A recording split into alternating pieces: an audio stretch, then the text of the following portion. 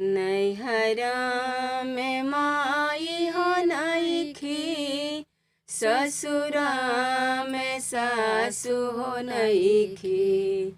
नैहरा में माई हो नइखी, ससुरा में सासु हो नइखी।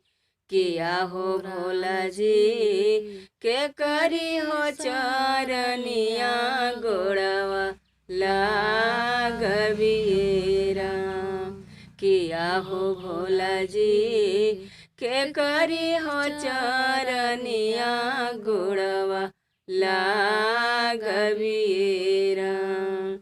नैहरा में बाप हो नइखन, ससुरा में ससुर नइखन। नैहरा में पिता हो नइखन, ससुरा में ससुर नइखन। किया हो भोला जी के करी हो आला मामा दिनवा बिताई बिएरा।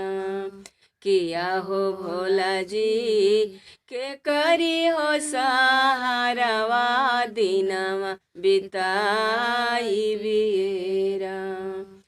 नैहरा में भाई हो नइखन, ससुरा में पति हो नइखन।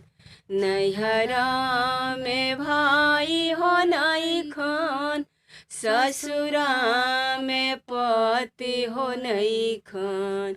किया हो भोला जी के करी हो आला मामा दिनवा बिताई बिएरा।